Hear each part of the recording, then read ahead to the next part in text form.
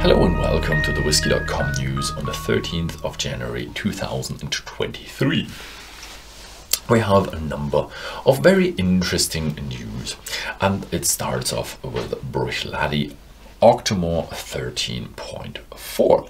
This is the last of the 13 edition, the 13.4. It's a 5-year-old virgin American oak casks maturation with 61.4% ABV and 137 ppm.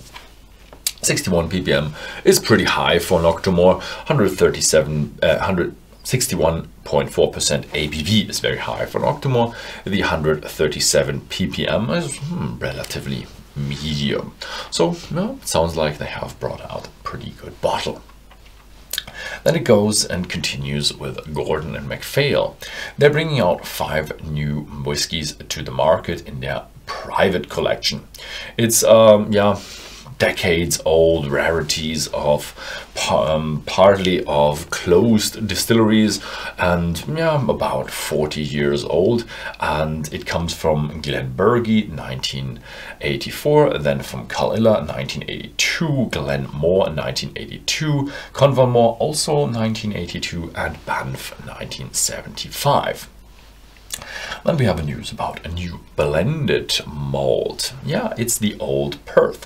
This time it's called the Old Perth PX. And yes, as the name suggests, it has a lot to do with PX casks. 7,800 bottles with 56.2% ABV. First, they matured it in a combination of Oloroso and PX casks, and then they finished it for 15 months in first fill PX casks. It all comes from Speyside distilleries, as all these sherry whiskies usually do, and it was blended by the Morrison Scotch Whisky Distillers in Aberaggy. Yeah, that was it with the news from the Scotch industry, and let's continue with the Irish whiskey. The Powers brand actually got dug in their old folders and found mash bills from back in the days of rye whiskey, and that's how they created 100% Irish rye whiskey. They realized that in the middle distillery and brought out the new Powers Irish Rye with 43.2% ABV, and it should come out end of this February. So it should be there quite soon. Then we have some bad news for fans of Tullamore D.E.W. It's not that bad. It's a bit of a hiccup because their main delivery or supplier of glass actually had a fire in their plant, so they calculating that they're getting new bottles in 2 months, so they can't really bottle whiskey without bottles, and that means that it might be a little bit of a shortage of Tullamore D.E.W. in the near future, but it will pick up very soon. Then we have news from our favorite Irish guy, Conor McGregor, and he is bringing out the proper number 12 Irish Apple. It's not a whiskey, I think it's a whiskey liqueur with apple flavor, because it just has 35% ABV. Unfortunately, I will never find out, or not never, but I will not find out very soon how it tastes or what it actually is inside the bottle, because it's just gonna be available in the United States. Then we have news from these United States, and that is from the Woodford Reserve. And the news is that Elizabeth McCall will be the new master distiller of Woodford Reserve. And that also means what happens to Chris Morris. He will get into retirement, which is a pity, because I had the pleasure of meeting Chris Morris, and he's a really nice guy. He knows a lot of stuff, and he's just a really good distiller. Hopefully the woman following him will also be this good, because it would be a great addition to the brand of Woodford. Best of luck to her. Next up, Heaven Hill is bringing out a 20-year-old Kentucky straight corn whiskey. Nice. 20-year-old from 110 barrels from the production year of 2002. So this just shows how much stock Heaven Hill has. 110 barrels of 20-year-old whiskey just lying around. Yeah, they're bringing out 57.5% ABV. It will be available in March. Unfortunately, it will be US only, so I'm not getting one.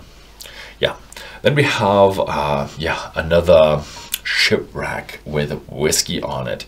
This time it's from 1754, which is 170 years old, which is really old, and it sunk in Lake Michigan. So it's not in the open sea, but in a very big lake of these American big lakes, and it should have 280 whiskey barrels on it. And yeah, they're waiting for a permit to get the treasure. I didn't know that you need a permit for finding treasure, but these days you need everything, permit for everything.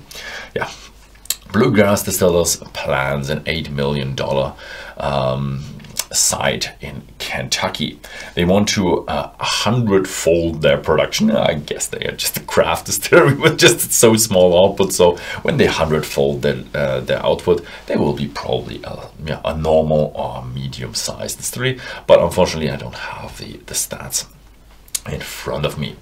The new distillery will be on Elkwood Farm in the Woodford County in Kentucky, and they are having a very strict project plan for fall 2023. Then we have Buffalo Trace, and they are bringing out their new distillery house. So yeah, they are doubling their distillery, and they've just built another still house next to the old still house. It's an exact duplicate of the old still, so it will produce just the same spirit, and the quality of Buffalo Trace will definitely remain constant. Then that was it with the United States. Now let's move into international news. Suntory is investing $77 million into Yamazaki and Hakushu. They're doing that because of their 100 years anniversary, and in 2024 they will have the distilleries Yamazaki and Hakushu built, renovated and extended. And what they're actually trying to do is actually building malting floors into the distillery. So I'm not guessing they're not doing all of 100% of their malt, but parts of their malt, which is nice because then they can control and experiment better. And also in Hakushu, they will also grow their own yeast, which is a bit of American-like because they do all their growing on their own. But I do like it when they grow their own yeast because they have the hands-on really on the production. Yeah, more. They can go into much more detail with that. Yeah, that was it. Thank you very much for watching, and I will see you in the next 2 weeks.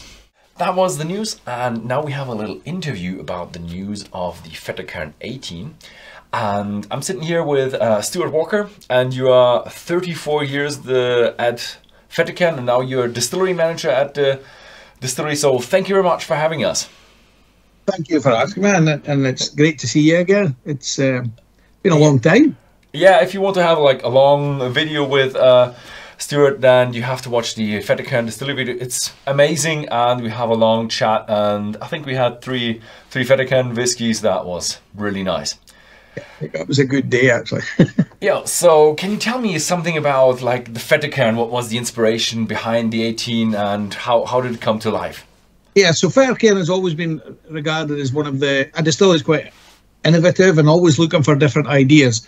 And having Greg Glass as as a master distiller at in the company, master blender, he has been working on the Scottish oak project for a number of years.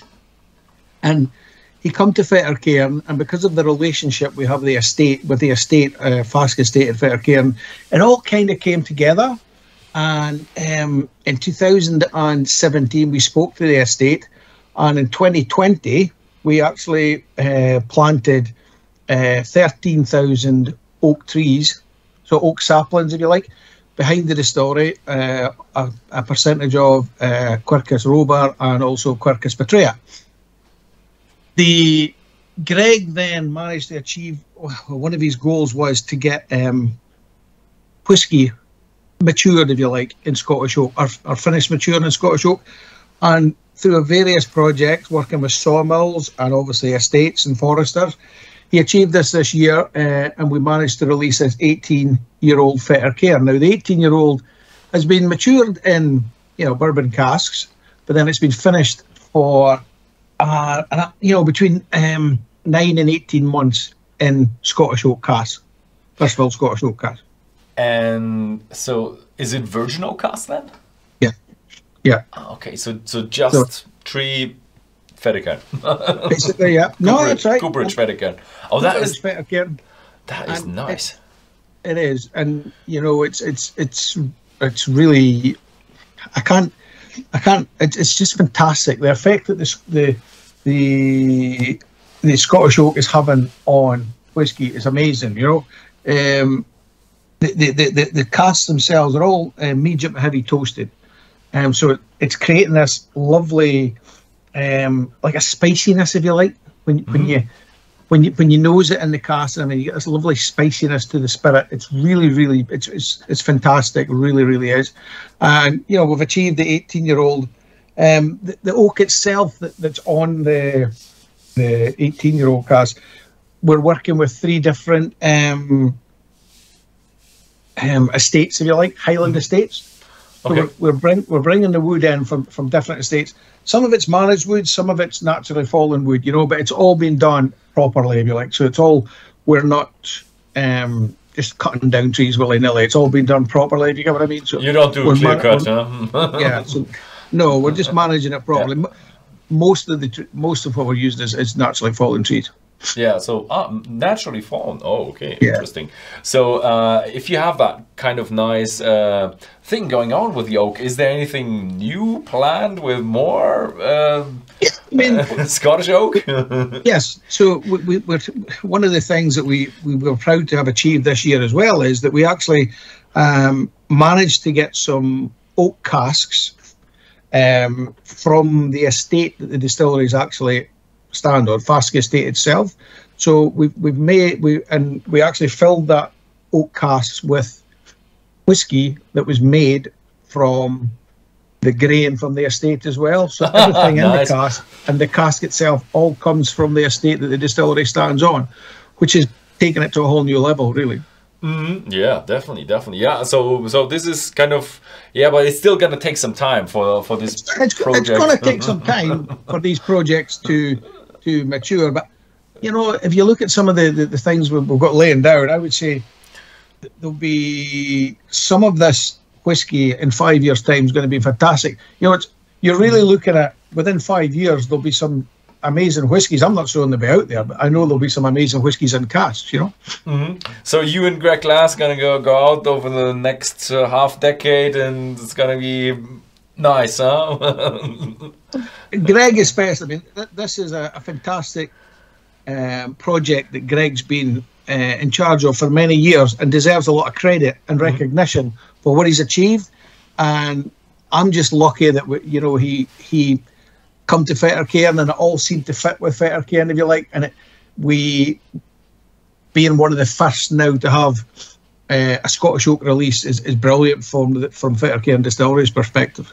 Nice. So I'm really excited about what's gonna come to the future, and probably we're gonna have some more news of some Fettercairn releases. Hopefully some of them this year, but we never know. Yeah, there will be some news and hopefully some releases coming in the very near future, possibly even this year. Yes. Nice, nice. So thank you very much for giving us insight into the Fettercairn 18. Yeah, no problem at all. Yeah, and thank you very much. Maybe we'll see us next time. I'll probably come around sometime. You'll be very welcome. Okay. Thank you. So thank you very much, and thank you very much for watching, and see you next time.